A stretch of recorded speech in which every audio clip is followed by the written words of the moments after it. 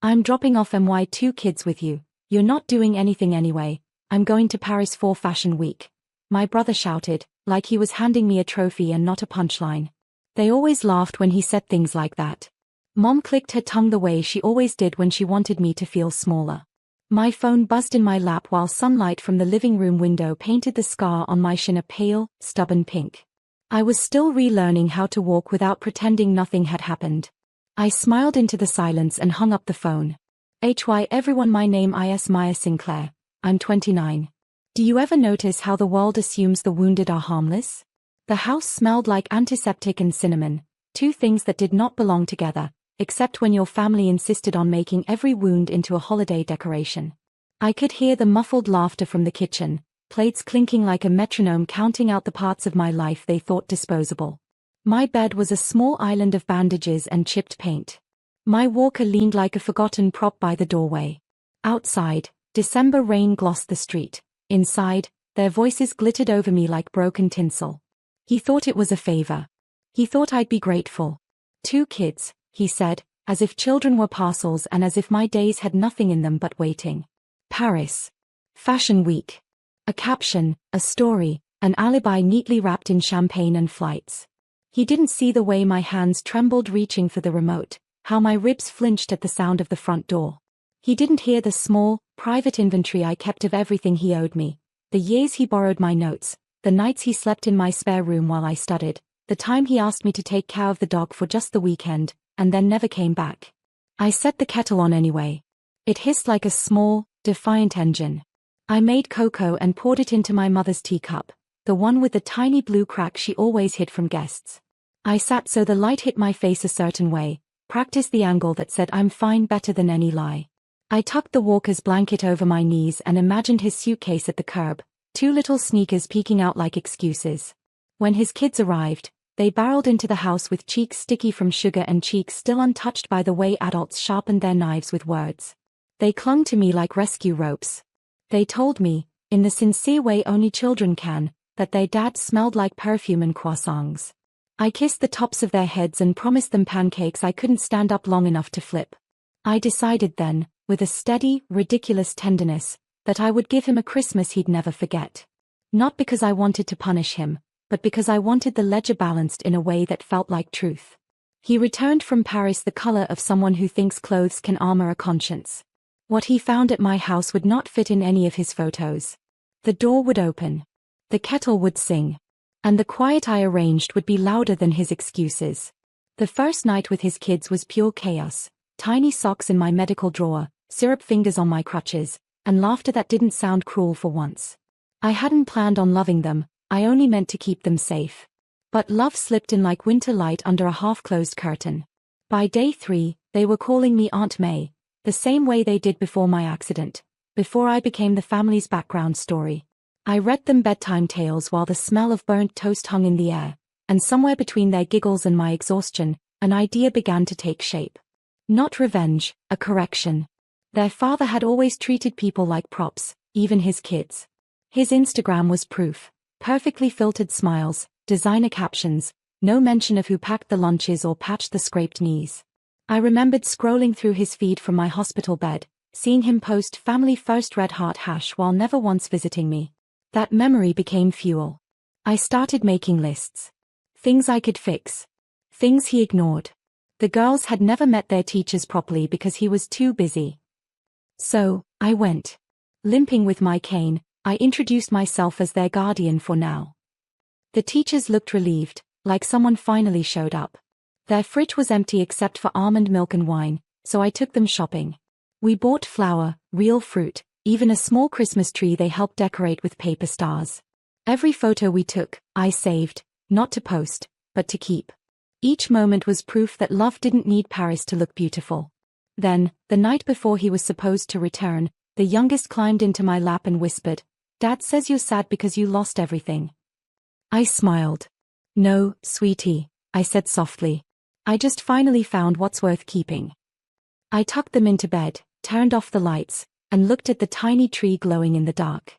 Tomorrow, their father would walk into this house expecting to find a babysitter. What he'd find instead was a woman who'd quietly rewritten his entire story, and changed where his children's hearts truly belonged.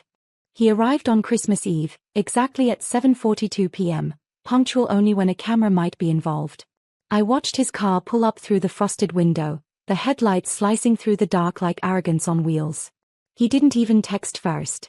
Just waltzed in, dragging a designer suitcase and a cloud of French perfume, like the last 10 days had been an errand he'd already forgotten. "Wow," he said, glancing around. "You actually cleaned the place." I smiled, steady and slow. "We made cookies, too. The girls helped." "The girls?" He looked around. "Where are they?" Before I could answer, 2 small whirlwinds burst from the hallway, red cheeks, tinsel crowns, flowers still dusting their pajamas. "Dad. Look. Aunt May taught us how to make Christmas stars." They ran past him, holding paper ornaments, their laughter spilling into the room like bells. He froze. The smile on his face flickered, unsure how to fit into something genuine.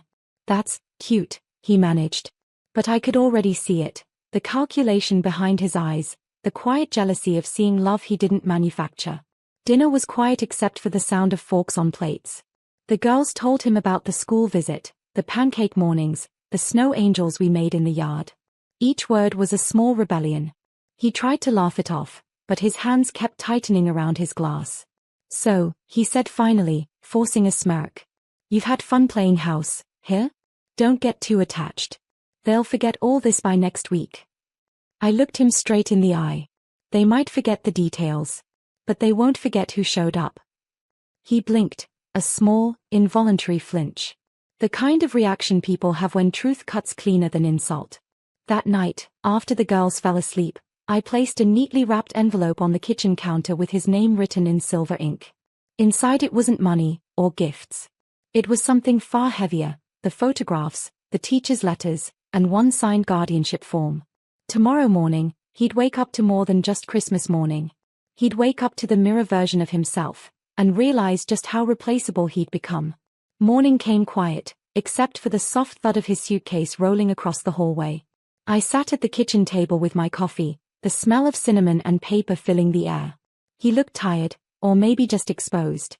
The silver envelope still sat unopened beside his plate, its edges slightly bent where he'd gripped it too hard. "What's this?" he asked finally, voice sharp, half nervous. "Read it," I said. He tore it open, unfolding the papers with the same carelessness he gave to people. His eyes scanned the photographs first, the girls laughing in the snow, the teacher's note thanking me for attending the parent meeting, the photo of their handmade Christmas cards with "Thank you Aunt May" scribbled in red marker. Then his gaze caught the legal form. The guardianship consent, signed and notarized, giving me temporary custody in his absence, authorized by him before he left for Paris. He'd signed it so casually, not realizing it meant more than a babysitting permission slip. His signature, right there in blue ink, now looked like an admission. His jaw locked. "You tricked me." "No," I said quietly. "You gave me responsibility. I just took it seriously." He stared at me, his lips pressed into a bitter smile.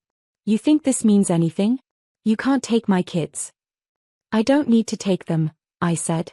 "I just needed you to see that they already know who takes care of them." For the first time, he didn't have a comeback. The silence stretched between us like a wire ready to snap. The girls came running in, wearing matching sweaters we'd made together. "Merry Christmas, Daddy," they shouted, hugging his legs. He looked down, then up at me, the fight draining from his face. I rose slowly, sliding my cane beneath my hand. "Breakfast's ready," I said. "There's enough for everyone." As I turned to the stove, I caught his reflection in the kitchen window, a man suddenly small in his own story. The sound of the kettle filled the silence between us. And for the first time, it was him who didn't know what to say. He stayed longer than planned that morning, mostly pretending to scroll his phone while the girls danced around the living room. I watched him through the reflection in the window, the same way you'd watch a stranger pretending to be family. His fingers hovered over his phone camera once, then fell. No selfies this time. No captions to fake control. When I brought over the pancakes, he muttered, "You didn't have to go this far." I smiled. "Neither did you. But here we are." The girls were busy showing him the crafts we made, tiny paper angels, a clay reindeer with lopsided antlers. He stared at them for a long moment, maybe realizing how much of their childhood he'd already missed. The air felt heavy, like truth pressing on all of us. Then he said it, the line that cracked something deep in me. You really think playing mom for a week makes you special? The words hung there, cruel and trembling. I felt the familiar sting behind my ribs, the one I used to hide when I was the sister always told to be grateful. But this time, I didn't shrink. I just looked at him and said quietly, no. I think showing up makes me human. Maybe try it sometime. He stood up fast, grabbed his coat, mumbled something about needing air. I didn't stop him. The door slammed behind him like punctuation, sharp and final. The girls turned to me, wide-eyed. Is Daddy mad? The youngest asked. No, I said softly. He's just remembering something he forgot a long time ago. After they went back to playing, I walked to the counter and picked up my phone. 1 missed call from Mom. 2 from Dad. Word had spread. He must have told them I overstepped. I looked at the glowing screen, then at the pictures on the fridge, snow angels, pancakes, crooked paper stars. I pressed record and started speaking calmly, clearly. Hi Mom. Hi Dad. I just wanted to explain what really happened this week. It wasn't a defense. It was a story, and this time, it would be mine to tell. Hi Mom. Hi Dad. It's me, I began, voice steady but edged with quiet exhaustion. You've probably already heard his version. I just thought maybe, for once, you should hear mine. I looked around the kitchen, still warm from the morning, the faint smell of pancakes lingering like proof that life had happened here. The girls were in the living room drawing hearts on construction paper, their laughter like a soft metronome behind my words. When he called, I continued, I was still learning how to walk without pain. I wasn't ready to take care of anyone, but I did. I cooked, I cleaned, I held them when they cried for him. Not because I wanted credit, but because that's what love looks like when no one's watching. I paused, letting the silence fill in the spaces my family never cared to ask about. You always said he was the successful one, I whispered, but maybe success isn't measured in flights or followers. Maybe it's in showing up when it's hard. I ended the message there and sent it before I could change my mind. Then I placed the phone face down on the counter and just breathed. The door creaked an hour later. He was back, eyes red, jacket damp from snow. He didn't say anything at first. Just stood there, looking at the tree the girls and I decorated, the small mismatched ornaments swaying slightly when the heater kicked on. They love you, he said finally, voice low. They keep talking about you. They should, I replied gently. They're your daughters, but they're my family too. He rubbed his forehead, the arrogance gone, replaced by something I hadn't seen in years, remorse, maybe. You sent them a message, didn't you? Yes. He nodded slowly, almost grateful for my honesty. They called me. Dad cried. I looked at him then, really looked, and realized he wasn't the enemy anymore. Just a man learning the cost of his own carelessness. I'll pick them up tomorrow, he said quietly. But maybe, we could spend Christmas dinner together. And for the first time in years, I didn't feel small. I felt seen. Dinner that night was quiet, but not cold. He stayed, not out of obligation, but because leaving would have been easier than facing the truth sitting across the table. The girls had insisted we all eat together like a real family, and somehow, that simple wish built a truce neither of us had the words to propose. The table was modest, mashed potatoes, roasted vegetables, and the slightly burnt pie we'd made that morning. The girls' laughter filled the gaps between our awkward silences. I poured cider into mismatched glasses, and for the first time, he didn't complain that it wasn't fancy enough. Halfway through dinner, he looked at me and said, You know, when you got hurt? I didn't visit because I didn't know what to say. I set my fork down. Silence still says something, you know. He nodded, shame flickering across his face. Yeah. It says I didn't care enough to try. It wasn't an apology, but it was close. And in our family, close was rare enough to count. After the dishes were cleared, the girls begged for one more Christmas story.